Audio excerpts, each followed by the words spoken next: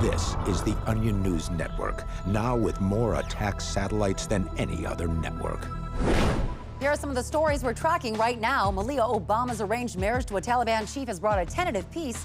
A new medical study finds a glass of wine each day may help you tolerate your existence. And Portland, Oregon opens the first community-run cooperative McDonald's. The more you fight the fact zone, the tighter it grips you.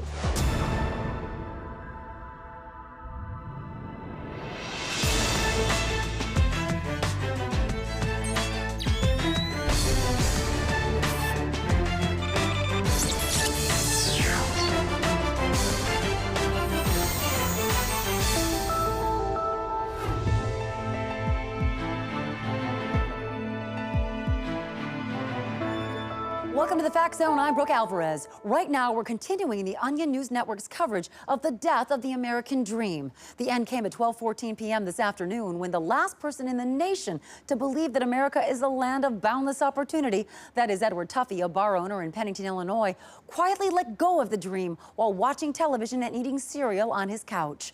Onion News Network reporter Andrea Bennett joins us now live from Pennington, where she's standing by with Mr. Tuffy himself. Andrea. Thanks, Brooke. Mr. Tuffy, can you briefly take us through what happened? Well, I run this bar, Tuffy's Tavern. Been there 15 years. And I had this plan that I was going to start a couple of locations, like maybe a small chain, you know, add a grill, some palm trees on the wall, make it like a real cuisine atmosphere. So expand your business and build a better life for you and for your children. Yeah, like that. So I woke up this morning and I decided I'd try to get myself together and drive over to Middlesbury and check out a couple other spots in case I ever got the money to open up another bar. And then I was flipping through the channels of the TV while I was eating my breakfast, and I started watching that movie, Eraser. With Arnold Schwarzenegger and Vanessa Williams. Yeah, and I forgot how good it was. And I started watching that, and then I started watching this show with these doctors, and they were talking about these sex problems. And then I realized that it was noon, and I hadn't even put my pants on, and there was not a chance in hell that I was ever going to start a chain of bars. So that's when the American dream died. Yep. And then these reporters started calling me, and before I even got out of the shower, there was all these TV crews here. So did you feel anything when the American dream died? Nah, not really. Kind of hungry, I guess. All right, Mr. Tuffy, what's next for you? Well, I got to get back to the bar. Tommy doesn't know how to use a register. All right, thank you so much for taking the time to speak with us. Now, let's talk to a few other Pennington residents about their reaction to the American dream dying. Sir, what did you think when you heard the news? Well, as long as we keep the bald eagle as our national symbol, I'll be happy. Bald eagle's pretty sweet. Okay, thank you for that. And what about you, sir? What are your thoughts? Well, you know what? As long as we can still drink without our shirts on, I didn't really care about Tuffy's American dream. All right, and ma'am, what about you? Were you shocked to hear that the American dream had died? How did you feel about this? Well, no, but truth is we're still really proud of Tuffy being a role model for all those lackluster Americans that have given up their dreams. You know, I was going to make him a plaque, but then I was like, why bother? All right, that's the story here in Pennington. Back to you in the studio, Brooke.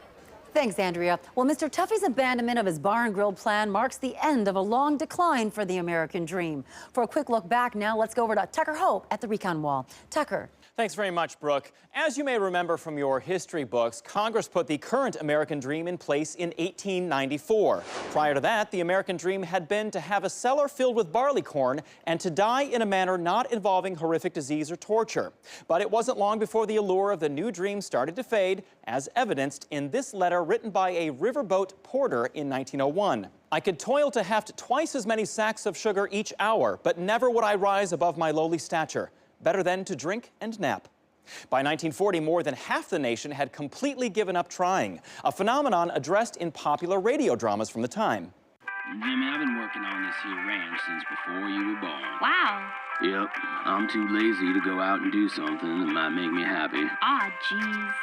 In the 60s, a combined 100 million people gave up the dream after smoking their first joint and deciding everything was pretty much fine as is.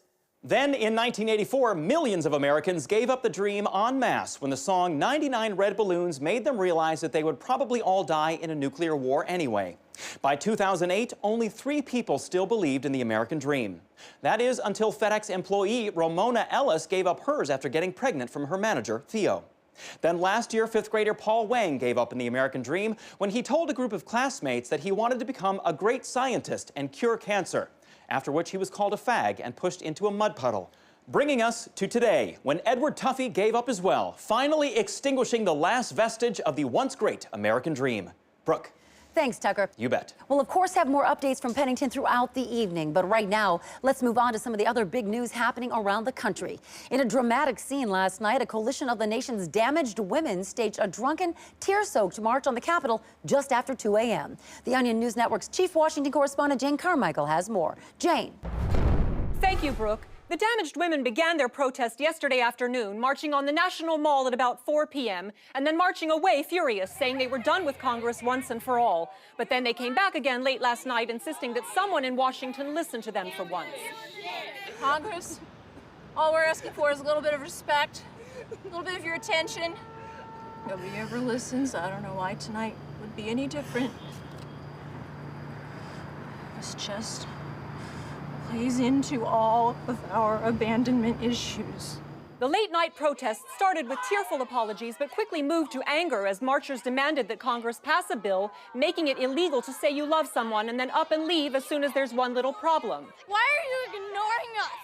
Stop ignoring us! Why don't you hear me when I talk to you? Wipe the smirk off of your face. No, come back! Come back, because we think that we want you to care about us. I don't need to pay a therapist to tell me I'm unhappy. I know I'm unhappy. Following a very frank declaration from the women in which they opened up about the abortion they had when they were 17, Delaware Senator Tom Carper released a statement saying that Congress wasn't going anywhere and that they would do all they could to help the women. However, around 4:30 a.m., the women admitted that they had made up the abortion to get sympathy, then started cutting themselves while repeating, "This is the love you deserve," over and over. That's when Capitol Police were called to break up the protest. I told them that they all had to vacate the area, and then they started yelling, "You're just like my dad because you're trying to control everything." And then one of them said, "I know you want to hit me, I can see it. Just go ahead and do it. Just hit me in the face." And then she started crying. This morning, the Damaged Women's Coalition released a statement denying that they had ever marched on Washington, claiming Congress was, quote, always trying to twist things around to make us look crazy. Brooke? Thanks, Jane. That story brings back a lot of memories. I won my first Pulitzer for my coverage of the historic Spa Day Summit between the damaged women and the nation's concerned sisters back in 1999. Well, the damaged women weren't the only ones hitting the street today. In Florida, about 300 people gathered outside the state capitol to protest a new bill that would allow same-sex couples to adopt. The protesters say it's unfair to raise children in an environment where they will be habitually exposed to people calling their parents terrible names and shaking God hates fag signs in their faces. For some expert analysis now on this always controversial topic, let's turn to the Fact Zone's first responders. Duncan, does gay adoption endanger children? Oh, absolutely. Recent studies show that children of gay parents are 10 times as likely to be screamed at by someone they don't even know, and 20 times as likely to be told that their gay parents are the spawn of Satan. Yes. Now, how is that not detrimental to the development of a child to see some crazy woman screaming at their gay parents that they're going to be sucking dick in hell forever? That'll mess with the child's head. But to be fair, most homes are hellscapes of tension and despair, no matter if they're straight or gay. Yeah. Growing up is a roller coaster ride of torment, Right, either way. But Laura Lee, not all the effects are mental. Children of gay parents are 50 times as likely to be hit by an errant rock or to be trampled by a large group of people carrying signs. And many of these protesters have pledged to rapidly fight this issue to the death, which means that no gay couple can ever really provide a stable home life for their children, no matter how many years pass. Well, maybe the gay couple should be required to take a class in parenting so they can learn how to avoid these protesters who want to hurt or harm their children. Having those hate-spewing protesters in their lives is not a choice. Right, but just as the gays have the rights, the homophobes have the rights to take away the rights of the gays. Good point. This is America. And you don't have to be straight to protest a gay issue. My uncle was the gayest man in Panola County, but he was still the first to come out and condemn homosexuality. Look, just as long as gay parents agree to be self-loathing and to teach their children that homosexuality is wrong, gay adoption should be fine. Yeah, that sounds right. Thank you so much, first responders. Why don't you take the rest of the night off? Thank you. Let's head back now to Pennington, Illinois, where it's been confirmed that construction on a permanent memorial to the American Dream will begin next week. The monument will be made of metal that, like the American Dream itself, will slowly disintegrate over time until it collapses upon itself. And the base of the sculpture will feature an eternal flame where people can write their hopes and dreams on slips of paper and then set them ablaze. Visitors can meditate on the memorial from the comfort of one of the 50 Barca loungers, which will ring the base of the statue, symbolizing America's 50 states. All right, we have to duck out of the fact zone for a few minutes. Let's take you out on the song that many consider an unofficial anthem to the American Dream. Sitting here waiting for the money to roll in from the Joe Biden Band. Stay in the fact zone. Just waiting for the money to roll in. Just waiting for the money to roll in. Roll on.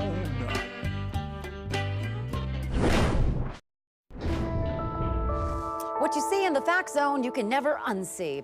I'm Brooke Alvarez, and we're getting reports coming in from across the country that rather than lamenting the passing of the American Dream, many people are celebrating its demise, relieved that they no longer have to pretend to be trying to make a better life for themselves. This is especially true in Pennington, Illinois, where the Dream died.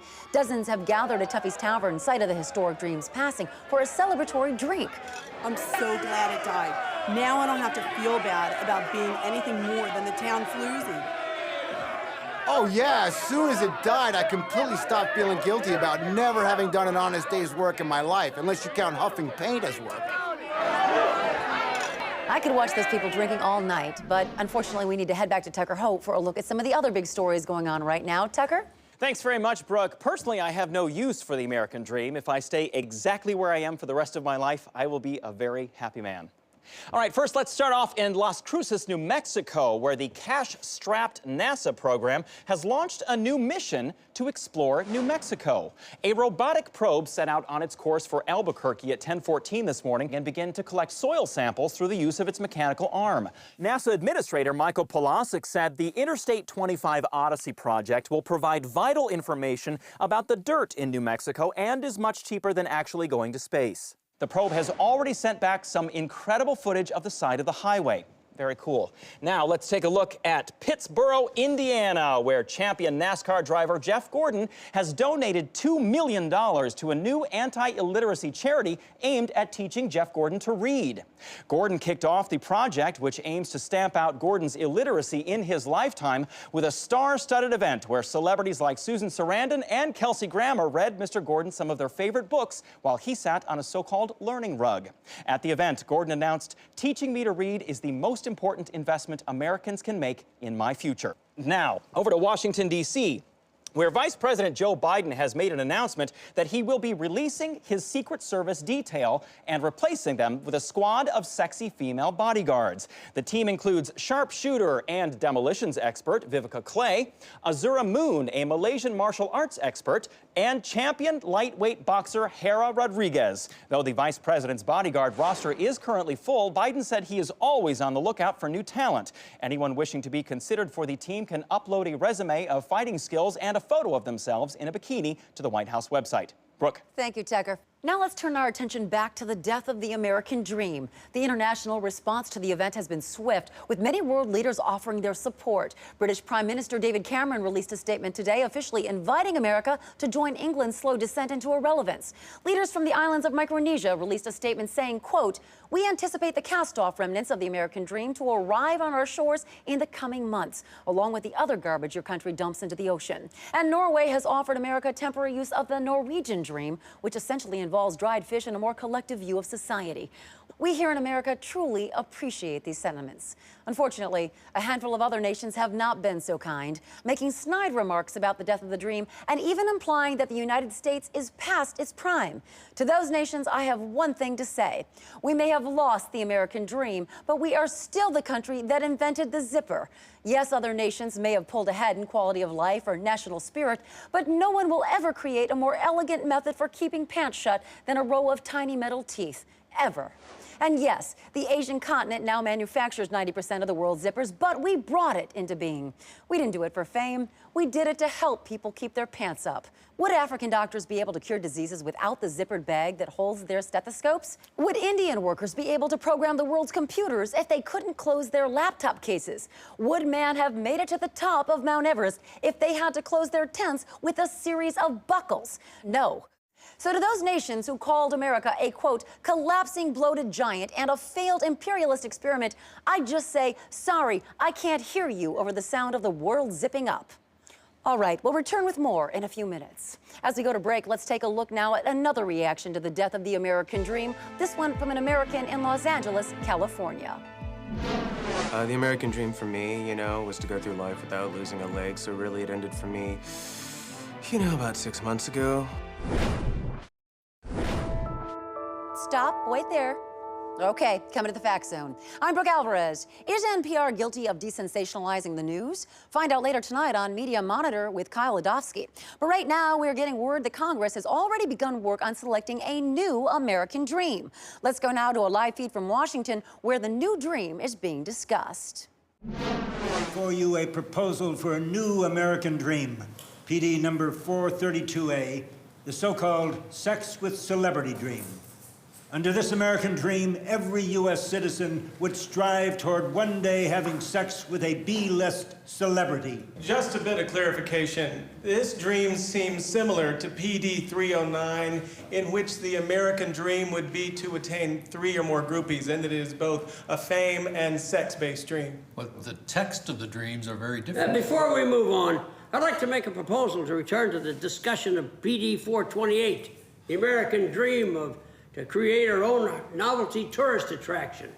Now, I believe a dream in which every American strives to have the world's largest chair or a wax museum or a huge sculpture of a dinosaur made from welded together farm tools would both be inspiring, and it would drive up international trade. Motion denied. I've always dreamed of riding in a submarine. Oh, Congressman, I don't think that dream is shared by all Americans. I couldn't disagree with you more, Mr. Chairman. Do we really need a dream right now? Couldn't we just coast for a while? All right, we'll have much more on that later. But right now, let's turn to the dire situation in Hollywood, where a devastating freak accident at Sony Pictures Studio has resulted in 34 Katherine Heigl movies being released at once. Onion News Network reporter Brian Scott has more. Brian. Thanks, Brooke. A frantic scene in Hollywood today as studio officials scramble to contain a massive stream of Katherine Heigl films pouring into theaters. At present, 19 romantic comedies, 14 screwball romps, and 1 attempt at art house indie credibility featuring the 32-year-old actress have hit unsuspecting theaters across the country. Sony Pictures reps claim that the disaster was caused by a night shift janitor who forgot to secure the Heigl vault after cleaning it. They released a statement earlier today saying, quote, "We understand that exposure to this amount of Katherine Heigl is dangerous for anybody, even someone who doesn't hate her. We promise to do everything we can do to get the level of Heigl films back down to a much more manageable 3 or 4 per year." Industry experts are warning that one Katherine Heigl film in particular, Venus and Mars, co-starring Bradley Cooper, may be especially hazardous. Triage centers have been set up in parking lots of movie theaters nationwide, like the one behind me. We're doing the best that we can out here. But the movies are just coming out too fast. Fool Me Once with her and Justin Long. Across the Pond where she falls in love with Hugh Grant. This Nervous Nelly movie where she wears glasses. They're all wreaking total havoc. Emergency rooms have already reported a 700% increase in self-blindings, and mental health wards are seeing huge numbers of new patients suffering from severe post-Heigl stress disorder. But movie critics who've had to view every one of these films have been among the hardest hit. Roger Ebert even posted an erratic plea for help this afternoon on his blog at the Chicago Sun-Times. To help these victims and others recover from the nearly 68 hours of Katherine Heigl's face and voice, FEMA has begun distributing emergency DVDs of the existential Coen Brothers film, No Country for Old Men. FEMA is also implementing an emergency plan they developed back in 1993 after Columbia Records simultaneously released 14 Toad the Wet Sprocket albums. Brooke, back to you. Thanks, Brian. Ms. Heigl made a statement to reporters this afternoon saying, "This is absolutely tragic. Believe me, no one recognizes how terrible and grating I am more than me. I have to live with it all day, every day." I've got to say, Katherine Heigl was nothing but nice to me at the Women Awards. Before we go to break now, let's take a quick look at the Fact Zone's viewer tracking module to see just how our viewers around the nation are responding to the news that the American dream has died. Our real-time satellite images show that 58% of our viewers are going about their days as usual, like Chris Irvine here in Macon, Georgia. You see him there walking his dog Arthur, as he does every day at this time, suggesting that the news has not had that much of an effect on him. However, some of our eyeball cams are showing a different story. Here's a feed from the camera we implanted in the cornea of Teresa Adler of Glendale, California, when she thought she was getting laser eye surgery. At this very moment, she's checking her bank account, perhaps to reassure herself during these very unsure times. Very interesting. All right, we have to take a short break right now, but for your safety, don't leave the Fact Zone.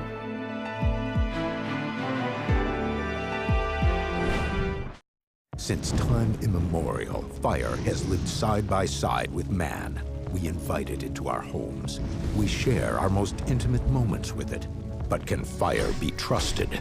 Tomorrow night, on the exclusive Onion News Network special report, Andrea Bennett investigates fire, man's ultimate frenemy.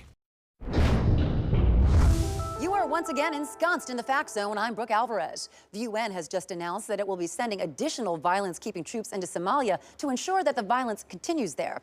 Much more on that later here on the Onion News Network, but right now, we have an urgent breaking news blast coming in. President Obama has just signed an official order decreeing that the new American dream will be to own a tricked-out motorcycle. Again, this is official, folks. The dream of every American citizen, the driving force behind all that we live for as a nation, will be the pursuit of owning a very cool-looking motorcycle. Let's go live now to Washington, where Deputy Press Secretary Todd Grant is making a formal declaration of the new American dream. Shortly. In the meantime, the president released this statement. The promise of America is that all citizens, regardless of race, class, or creed, might one day be able to twist a wick on a sweet V-twin hardtail. Raging dual exhaust systems, double block headers, chrome forks, these are the kick-ass motorcycle components that we will one day pass to our children and to our children's children. To those who may doubt whether America remains the greatest nation in the world, come see us atop our screaming hogs, blazing across the scorching pavement like badass road Vikings hungry for a fight. Then you look. I must say, I had hoped that the new American dream would be trouncing those weaker and poorer than you with venomous insults until their minds dissolve into insanity, but this dream is also good. I'm being informed that in an effort to create quality programming that reflects the nation's new priorities, the Onion News Network has canceled the Crest-Beckler stance. So now I'll turn you over to our newest program, Motorcycle, Motorcycle, Motorcycle. From all of us here at the Fact Zone, good night, and may you reach your perfect bike.